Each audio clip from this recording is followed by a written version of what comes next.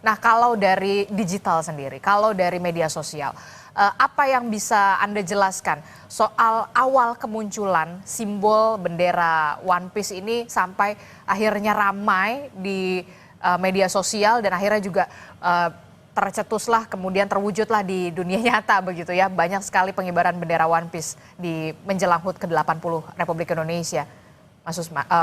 Bung Fahmi.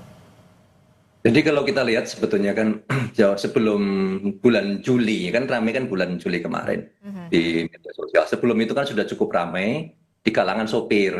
Dan itu tidak ada hubungannya dengan 17 Agustusan, tidak ada hubungannya dengan yang politik. Jadi mereka merasa relate sebetulnya para sopir tadi, seperti yang disampaikan Bang Usman tadi.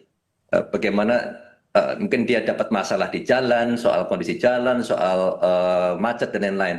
Dan bendera ini kan artinya apa? Solidaritas ya, ada semangat solidaritas di antara mereka. Dan mungkin ya dia merasa dengan adanya bendera ini itu makin kuat gitu loh, menghadapi tantangan, rintangan di jalan, beratnya kehidupan seperti itu. Dan itu seperti yang ada di gambaran di film.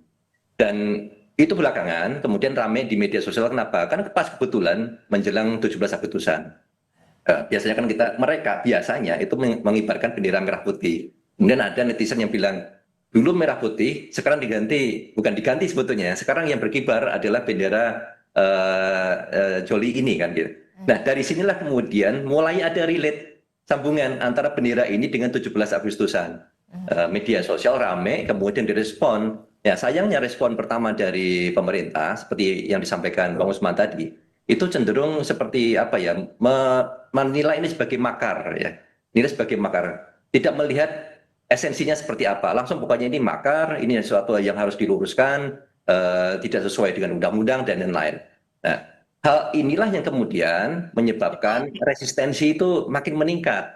Yang tadinya sebagai ibaratnya baja laut yang baik hati, mereka saling membantu di antara para supir ya, supir truk itu. Kemudian kenapa ini dilawan sama pemerintah? Mhm. Nah, seperti di dalam film tadi, akhirnya kan makin kuat. Nah, karena makin kuat direpresi, ini kan simbol. Simbol itu ketika direpresi, dan itu udah makin banyak lah. Makin banyak orang yang sudah tahu sebetulnya Jolly Roger ini apa. Ini sesuatu yang positif. Jadi melihat, ini kok ada nggak bener nih. Akhirnya timbullah solidaritas di media sosial yang makin besar. Jadilah viral. Saya lihat tuh data sekarang ini 81%, Mbak. 81% itu mendukung, ya, sentimennya itu sangat positif terhadap bendera ini. Itu kalau kita lihat di media sosial. Itu bukan hanya di Twitter, itu di TikTok. Berangkatnya kan banyak rame video di TikTok. Twitter itu meramaikan belakangan gitu. Dan meskipun saya analisis banyak percakapan di Twitter, di TikTok, di lain-lain, semua cenderung positif untuk mendukung Jolly Roger ini. Nah, apa yang akan terjadi akhirnya, ini kan pertarungan simbol ya, pemaknaan simbol. Dan kita bisa lihat dulu pernah ada itu simbol V for Vendetta ya. Jadi orang protes anonim pakai masker, ya, pakai masker menutup muka, pakai Vendetta. Tadinya sebetulnya sama, mirip seperti ini juga.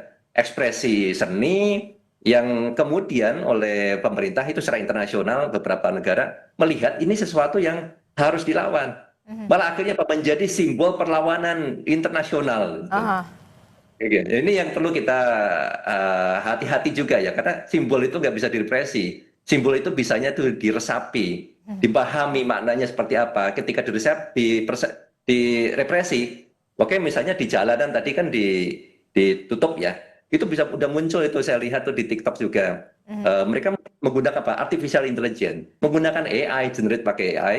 Siapa yang bisa merepresi pakai AI? Disebarkan di TikTok itu banyak sekali video-video dari apa itu kendaraan truk itu menggunakan bendera ini pakai AI generate. Jadi hal ini kan bisa menimbulkan ekspresi yang jauh lebih luas lagi. Solusinya paling bagus ya tadi harusnya saya sepakat dengan Mas Usman. Ini adalah dialog karena saya lihat ini kan ada pertemuan antara dua generasi ya yang berbeda. Sama-sama sebetulnya sama-sama cinta tanah air. Saya nggak yakin mereka yang mengibarkan bendera merah putih itu tidak cinta, sama cintanya gitu. Cuma gimana cara ekspresinya ini harus dipertemukan. Gitu. Oke, jadi ini merupakan simbol begitu ya, seharusnya tidak perlu reaktif begitu ya untuk merespon hal ini begitu. Walaupun Menko Polkam Pak Budi Gunawan menyatakan pemerintah akan mengambil tindakan hukum secara tegas dan terukur jika ada unsur kesengajaan dan provokasi dalam pengibaran bendera One Piece. Dan langkah ini diambil demi menjaga ketertiban dan kewibawaan simbol-simbol negara. Nah itu gimana tuh Mas Usman? Pak Budi Gunawan, Pak Menko sebaiknya tidak perlu sampai ke sana. Saya kira akan lebih baik jika Pak Menko misalnya mengkoordinasikan sejumlah kementerian atau memastikan menteri-menteri yang terkait merespon permasalahan-permasalahan esensial yang disampaikan oleh mereka.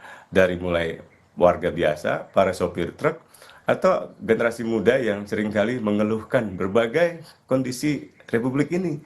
Entah itu masalah korupsi, lingkungan hidup, atau layanan-layanan masyarakat di tingkat bawah. Seperti tadi saya katakan, misalnya begini, saat ini kita tahu dunia, bukan hanya Indonesia, mengalami tantangan ekonomi yang sangat berat.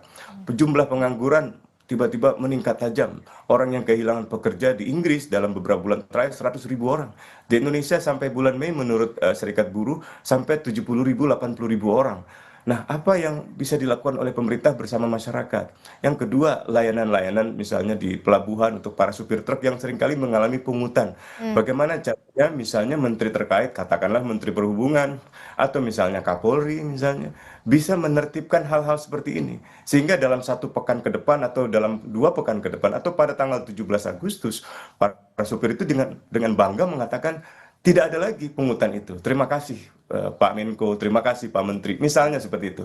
Jadi hal-hal seperti itu yang saya kira jauh lebih dibutuhkan. Kasihan masyarakat sudah kesulitan hidup ditambah dengan dipidanakan. Itu kan jadi menambah masalah, bukan menyelesaikan masalah.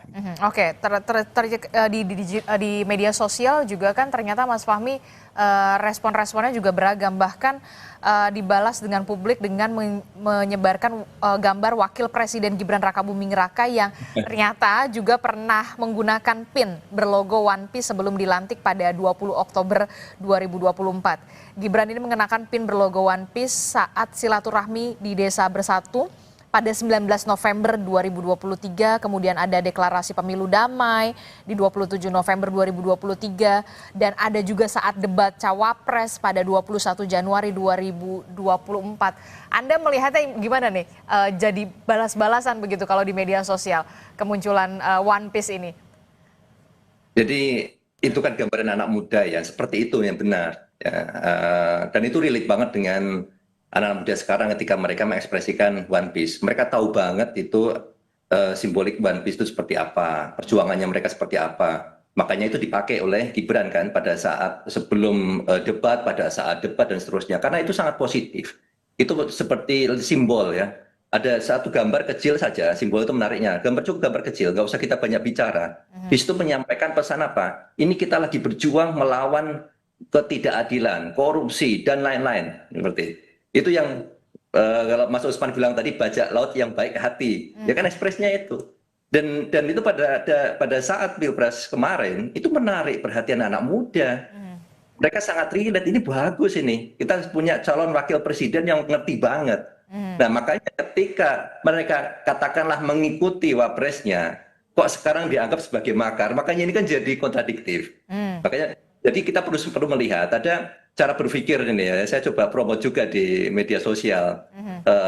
First principle thinking ya, jadi coba kita berpikir menggunakan prinsip dasar. Prinsip dasarnya apa? Pertama kita hapus dulu semua asumsi. Asumsinya apa? Masyarakat ingin makar, misalnya gitu. Bendera tengkorak itu asumsi kita biasanya kan bajak laut yang jahat misalnya. Itu semua asumsi kita hapus dulu. Sekarang kita lihat bendera itu maknanya apa? One Piece itu maknanya apa? Di balik bendera ini ada apa sih gitu. Jadi kita lihat fakta-fakta yang tidak terbantahkan, yang secara objektif. Nah, dari fakta-fakta inilah kemudian kita buat kebijakan. Nah, ternyata seperti satu fakta misalnya, seperti yang disampaikan tadi, Gibran dulu pakai. Artinya memang ini sesuatu yang positif. Dan itu bisa menarik suara anak muda. Dan anak muda sekarang mengikuti juga seperti itu. Yang diambil apa? Semangatnya. Semangat untuk mencintai negeri, tapi dengan cara anak muda. Dan itu harus direspon positif ya? Itu harus direspon positif. Makanya ini sebetulnya pertemuan. Anak muda juga perlu memahami kan betapa lukanya para pejuang zaman dulu ya. Dan tidak semata kita di satu sisi berdirinya, dia harus berdiri di dua sisi. Makanya sifatnya harus konstruktif. Oke. Ya kita di antara keduanya itu. Tapi dengan melihat fenomena banyaknya pengibaran bendera One Piece begitu ya di jalan, kemudian di warga-warga yang sudah melakukan pengibaran bendera ini begitu kan, ini jadi salah satu fenomena yang baru begitu ya, Bang Usman dan juga Bung Fahmi begitu ya. Kalau menurut Mas Usman sendiri, apakah ini ada kaitannya dengan politik, terkait dengan situasi politik dan juga negara saat ini? Apakah ada hubungannya? Tapi jangan dijawab dulu Mas Usman Hamid, kami akan segera kembali usai jeda di Sapa Indonesia Pagi. Sebelum kita lanjutkan dialog kita di pagi hari ini, saya akan mengajak Anda untuk menyimak bagaimana pernyataan warga terkait dengan bendera One Piece. Apa sebenarnya kata mereka? Kita simak berikut ini tanggapannya. Ini menurut saya agak aneh sih kalau misalnya dilarang ya, karena dengan adanya pengibaran One Piece atau enggak dikibarkan pun juga tidak ada melunturkan rasa kewarganegaraan kita ya terhadap nasionalis kita terhadap Indonesia gitu. Jadi mending daripada negara mengurusi hal-hal One Piece ya, mending urusin yang lain deh gitu. Menurut saya bendera One Piece itu kan bendera yang dari kartun, yang kenapa sih pemerintah nggak atau ngelarang gitu untuk dikibarkan di sini? Karena menurut saya sebenarnya boleh-boleh saja dikibarkan selagi itu tidak menyinggung arti dari merah putihnya sendiri, yang dimana merah putih itu kan sebagai bendera nasional kita. Memang ada dua sisi ya, jadi dari pemerintahnya mungkin ada kekhawatiran bahwa bendera ini digunakan sebagai simbol aktivisme tertentu. Tapi di sisi lain saya juga takut kalau misalnya memang ini bendera digunakan atau ditunggangi untuk aktivitas yang sifatnya anarkis gitu. Ya sebenarnya agak lebay kalau menurut saya ya, dengan segala respek ke pemerintahan. Tapi justru menurut saya kalau misalnya pemerintah memandang bahwa aksi seperti ini tuh dianggap ilegal atau membahayakan negara, itu justru akan bikin rakyat sendiri makin marah. Menurut saya agak dilonggarin aja sih untuk hal-hal seperti ini. Terutama ini kan juga nggak ada unsur-unsur sara, nggak ada unsur-unsur yang membahayakan bagi siapapun, justru sedikit lucu bagi saya. Bagi netizen sih malah konten ya, terutama bagi fans One Piece.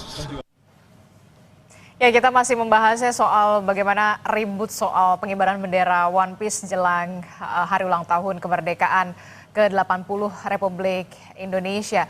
Kami juga sudah kedatangan anggota DPR RI dari fraksi PDI Perjuangan, ada Bung Andreas Hugo Pareira. Bung Andreas Hugo, selamat pagi. Apa kabar? Selamat pagi Adisti, selamat pagi Mas Usman. Iya, kita sudah di paruh pertama kita sudah membahas soal bagaimana ribut-ribut bendera One Piece begitu ya, yang banyak sekali fenomenanya gitu dikibarkan di sejumlah daerah begitu. Nah, kalau Bung Andreas Hugo sendiri sebagai anggota DPR dari fraksi PDI Perjuangan, Anda melihat ini masalah atau enggak sih? Lebay enggak sih? Ya, terus terang Adisti, saya beberapa waktu yang lalu, kalau tidak salah 4-5 hari yang lalu ditanya oleh wartawan gitu, bahwa ada pengibaran bendera namanya One Piece ini, terus kemudian apakah ini bentuk kegiatan makar gitu. Saya justru kaget gitu, kaget kok ada hal yang gerakan-gerakan makar gitu. Kemudian saya coba cari tahu lebih jauh, terus kemudian saya tanya ke anak saya, katanya karena viral di media sosial gitu. Terus anak saya jelaskan, saya ingat dulu memang di meja belajar anak saya itu banyak komik-komik ini gitu. Saya teringat itu, betul juga ini, artinya ini memang komik yang digemari anak-anak gitu kan. Dan juga gambar tengkorak itu ada lambang bajak laut lah, kurang lebih seperti itu gitu. Nah, menurut saya sih kalau dituduh makar terus sebenarnya itu agak berlebihan lah gitu. Artinya ya mungkin banyak orang yang juga ya hanya ikut-ikutan saja, terus kemudian ya ya rame-rame lah. Tapi menurut saya kalau ini sebagai suatu fenomena, saya kira ini berbentuk ekspresi simbolik dari masyarakat. Yang perlu dilakukan oleh negara, dalam hal ini pemerintah, adalah kita cari tahu apa sih sebenarnya, mengidentifikasi apa sih sebenarnya makna yang dimaksudkan dengan ekspresi publik seperti ini gitu. Nah, agak berbahaya kalau kita pagi-pagi menuduh makar justru malah menimbulkan persoalan baru, bisa menjadi kontraproduktif di masyarakat. Orang yang tidak tahu kemudian dituduh kan jadi repot kita. Tapi juga jangan meremehkan. Nah, kalau ada makna-makna simbolik seperti ini yang muncul di masyarakat, kita perlu tahu dan bagaimana pendekatan secara, ya menurut saya sih pendekatan secara sosial gitu, bukan pendekatan keamanan yang dikedepankan.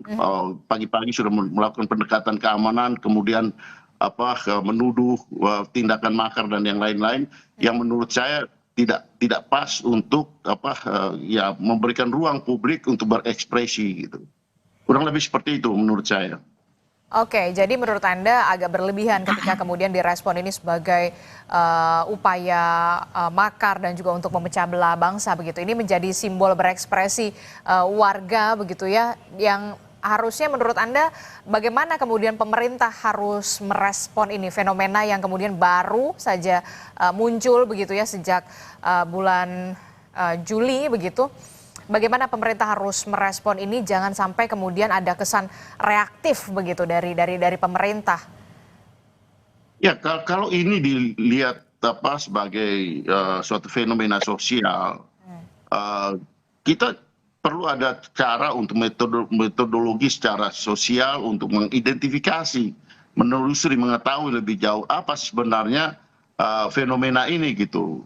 Jadi ya kita punya BRIN, kita punya lembaga-lembaga kajian yang bisa ditugaskan untuk melakukan penelaahan secara sosial untuk mengetahui persis fenomena ini gitu. Tapi tidak kemudian kita melakukan tuduhan. Tapi kalau berkaitan dengan ya menjelang 17 Agustus kita melakukan himbauan, memberikan penjelasan kepada masyarakat yang berkaitan dengan ya bendera merah putih dan simbol-simbol lain gitu, bahwa simbol kenegaraan itu harus kita hormati dan itu kewajiban sebagai warga negara.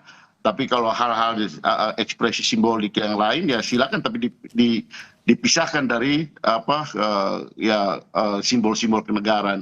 Itu yang perlu kita lakukan untuk memberikan penjelasan ke masyarakat, bukan kemudian melakukan hal-hal yang menuduh dan tindakan-tindakan yang represif seperti itu. Oke, kalau tadi Mas Usman juga kan mengatakan ini simbol kemudian harus bentuk keadilan begitu ya, keadilan yang harus diciptakan di sebuah negara atau pemerintahan begitu ya, termasuk soal korupsi, kemudian lapangan pekerjaan, bahkan juga berbagai macam permasalahan yang menimpa warga. Apakah ini menjadi trigger juga kemudian fenomena ini muncul di kalangan masyarakat saat ini?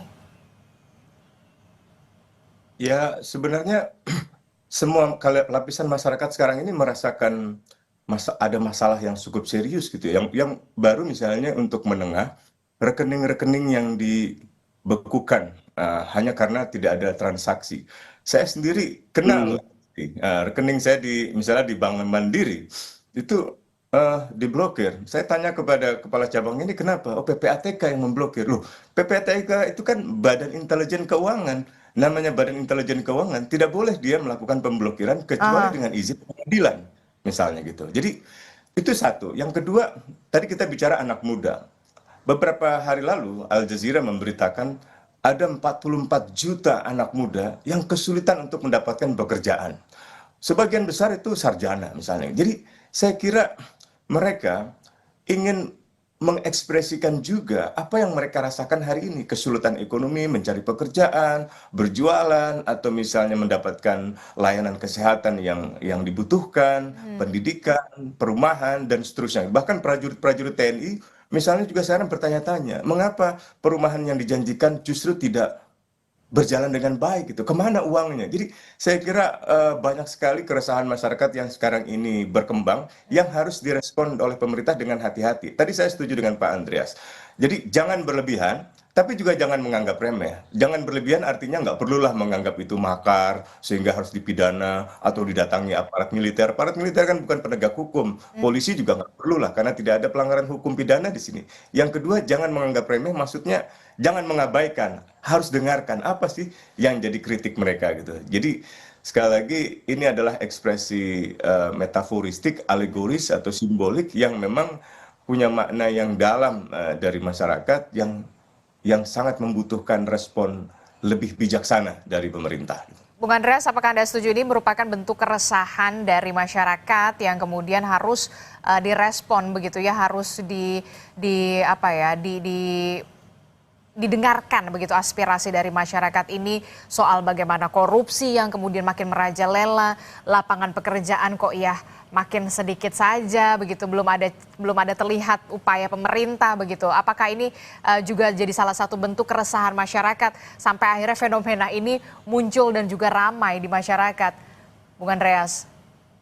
Ya, Adisti, itu yang saya katakan tadi. Saya tidak mau pagi-pagi menyimpulkan karena suatu fenomena sosial itu harus perlu ditelusuri lebih lebih ilmiah lah, dengan cara yang lebih lebih detail untuk mengetahui persis. Karena menyimpulkan pagi-pagi itu sama aja dengan menuduh makar, menuduh hal-hal yang kemudian bisa menimbulkan persoalan baru gitu. Oleh karena itu saya katakan tadi bahwa ya kita jangan juga berlebihan, tapi jangan juga menganggap remeh. Dalam arti kita perlu tahu lebih jauh, kemudian sehingga melakukan tindakan yang juga tepat untuk mengatasi persoalan ini. Kalau ini dianggap sebagai suatu persoalan gitu. Jadi ya hal yang berkembang, fenomena yang berkembang itu harus diteliti gitu lebih jauh. Kalau kita melihat itu sebagai suatu fenomena sosial. Jadi saya katakan tadi pendekatannya adalah ya awal adalah pendekatan sosial gitu, sosiologis gitu. Baru kemudian apa terapinya, itu baru kemudian apa pendekatan apa yang mau kita lakukan untuk mengatasi persoalan ini, menyelesaikan, menjawab persoalan ini gitu. Itu yang saya maksudkan tadi, Mbak Adisti. Oke, termasuk juga kalau dikatakan apakah ini ada kaitannya dengan politik, seperti mengaitkan dengan situasi politik saat ini dan juga situasi negara saat ini. Anda melihatnya gimana, Bung Andreas dan juga Mas Usman serta Bung Fahmi? Bang Andreas dulu mungkin. Bang Andreas dulu. Bisa jadi ya, bisa jadi juga tidak gitu, Adisti. Dalam arti apa? Itu yang namanya fenomena sosial gitu. Fenomena sosial menurut saya artinya yang saya belajar secara sosiologis, kita perlu melakukan penelusuran yang lebih jauh untuk mengidentifikasi apa sih persoalan sebenarnya. Dan kemudian setelah kita tahu apa persoalannya, baru kemudian ya kita melakukan cari solusi bersama. Cari solusinya gitu. Dan itu adalah tugas negara gitu. Dalam hal ini ya pemerintah yang mempunyai otoritas dan mempunyai aparat untuk melakukan hal-hal tersebut gitu. Tapi kalau pagi-pagi kita membuat kesimpulan itu berbahaya gitu. Kalau untuk berbahaya dalam arti apa? Bisa kita salah menyimpulkan dan salah melakukan tindakan gitu. Nah, saya kira ya ini muncul kan tiba-tiba gitu kok ya ada orang menggunakan bendera ini atau simbolik ini, simbol-simbolik. Meskipun tadi saya dengar juga katanya sebelumnya Mas Wapres juga sempat menggunakan itu. Kalau beliau juga sempat menggunakan itu kemudian dituduh makar, gimana nanti? Oke, Mas Usman, bagaimana Anda melihat ini? Apakah ini ada kaitannya dengan politik ataupun kemudian situasi politik dan juga situasi negara saat ini? Politik dalam pengertian filsafat Aristotelian ya, politik kebaikan, kemaslahatan, kemuliaan, ya itu ada. Itulah yang ingin disuarakan oleh para sopir truk, oleh anak-anak muda, bahwa kemerdekaan Indonesia itu haruslah diukur dari seberapa maslahat, seberapa adil, seberapa sejahtera. Telah kita lihat di dalam kenyataan, itu cita-cita politik kan, cita-cita para proklamator yang berpolitik atau mendirikan partai politik atau misalnya memimpin pemerintahan. Tapi kalau politik dalam pengertian, oh ini ada orang, kelompok atau aktor besar yang ingin menjatuhkan pemerintahan Prabowo, siapa gitu? Nggak ada. Analisis politik yang kita bisa ikuti kan sederhana. Bahkan kubu politik yang semula bersaing dengan kubu politiknya Prabowo itu baru mendapatkan katakanlah suatu insentif politik kan. Misalnya PDIP separuh kan beroposisi nih di bawah Pak Hasto Kristianto dan juga Ibu Mega gitu kan. Tapi kan belum lama ini Pak Hasto baru dibebaskan misalnya dengan amnesti. Atau misalnya pesaing politik lainnya dalam Pilpres kemarin adalah kubunya Pak Anies Baswedan. Pak Tom Lembong itu kan misalnya di proses hukum yang jelas sekali motifnya politik gitu. Itu sudah diberikan insentif politik. Jadi tidak ada tidak ada alasan untuk mengatakan ini ada manuver politik. Begitu pula dengan Pak Jokowi, katakanlah begitu ya. Banyak menteri di pemerintahan sekarang itu menteri-menteri yang merupakan kabinet dari pemerintahan sebelumnya, bahkan anaknya Pak Jokowi wapresnya. Jadi sebenarnya kekhawatiran ada yang menunggangi secara politik untuk kepentingan mengganti pemerintahan atau menggulingkan pemerintahan yang sah seperti definisi makar itu, saya kira itu seperti tadi saya katakan, melihat ada ancaman macan atau harimau, tapi sebenarnya itu bayangan dari sebuah cahaya kucing gitu. Jadi Terlalu berlebihan jauh. gitu. Ketakutan yang ada di dalam kenyataan dan ketakutan pada ancaman yang ada dalam pikiran lebih besar dalam pikirannya gitu. Nah, ini yang saya kira ya seperti takut pada bayangan sendiri gitu. Karena itu dialog lah gitu ya, jangan represif, jangan tangkap, jangan melakukan tindakan-tindakan yang sebenarnya tidak perlu secara hukum, baik hukum pidana, hukum perlindungan bendera, atau hukum-hukum lainnya yang sebenarnya tidak ada dasar untuk mengambil tindakan represif hukum terhadap mereka gitu. Kalau dari Bung Fahmi sendiri, kalau di media sosial sendiri, apakah Anda melihat apakah ini ada kaitannya dengan situasi politik dan juga situasi negara saat ini? Singkat saja, terakhir. Ya, jadi saya gunakan social network analysis ya. Di situ ketahuan siapa saja yang berbicara dalam topik ini. Apakah ada? Kalau kita bicara politik, kita lihat pada saat pilpres kan ada klaster kubu A, kubu B, kubu C. Ada nggak klaster-klaster seperti itu yang sekarang ini? Saya lihat tidak ada. Kebanyakan yang berbicara itu ada aktivis, ada publik secara umum, kemudian ada media. Klaster yang pro dan kontra yang pada saat pilpres itu saya nggak lihat mereka membawa narasinya, gitu, membawa agendanya. Jadi saya lihat ini memang murni ekspresi publik untuk menyampaikan kecintaannya mereka kepada Indonesia dengan wujud mungkin protes, ekspresi seperti ini. Gitu. Mungkin ada sebagian kecil memang yang mencoba untuk menggunakan hashtag-hashtag tertentu, tapi nggak kemana-mana, hanya kelompok kecil itu saja. Dan itu tidak menggambarkan secara keseluruhan. Misalnya itu ada hashtag, misalnya saatnya ganti Prabowo Gibran, itu ada, itu kecil sekali. Tapi bisa kemudian ini dipakai sebagai gambaran keseluruhan, ya seperti itu. Ini ada mencoba aja main-main. Saya bisa lihat ini bisa di-ignore lah gitu. Makanya kalau ketika pertanyaan tadi ada nggak hubungannya dengan politik? Kalau dari sisi data ini lebih natural dari publik aja bicara. Apalagi kalau kita lihat di TikTok, itu publik umum, mereka menggunakan artificial intelligence, kegiatan mereka sehari-hari, foto-foto tentang truk dan lain-lain. Itu jadi viral dengan narasi yang mereka bikin. Ya. Dan itu kalau kita lihat profilnya, itu profil akun-akun yang selama ini memang sudah aktif menyuarakan kegiatan mereka, tidak selamanya bicara politik gitu. Oke, jadi apa yang kemudian bisa menurut Anda bisa direspon dari pemerintah utamanya di media sosial terkait dengan ini? Ada beberapa respon yang sudah mulai positif, misalnya ya Pak Dasko yang cukup terkenal yang di awal melihat, oh ini saya mendengar ada sesuatu yang dianggap makar lah. Kemarin saya baca tone-nya sudah berbeda, bahwa ini tidak masalah, bendera ini tidak masalah, ini sudah sangat positif. Kita harus appreciate. Ada pergeseran tone yang disampaikan oleh pemerintah dalam menghadapi bendera One Piece ini. Ini salah satu yang bagus. Kemudian ini bisa dilakukan berikutnya. Tadi Pak Andreas cerita mengusulkan supaya ada riset, mungkin dari BRIN. Ini kan masih ada beberapa minggu lagi ya untuk 17 Agustus. Coba fenomena ini di riset, kalau seandainya di channel, kita melihatnya bukan sebagai, oh ini semangat makar, bukan. Ini sama-sama mencintai negeri ini, cuma dengan cara yang berbeda. Kalau kita generasi yang lama dengan bendera merah putih dan seterusnya, generasi yang sekarang dari sopir kemudian dibawa di media sosial, mereka melihat dengan cara-cara K-pop fandom, ya. Dan ini adalah cara sekarang dan masa depan, ya. Dan kira-kira seperti itu. Ya, ini harus dipertemukan. Ada nggak misalnya, oke, secara praktis, ini mau 17 Agustusan. Mungkin ada nggak semacam lomba pakai topi jerami, tapi mereka mengibarkan bendera merah putih untuk memperjuangkan sesuatu, kan bisa.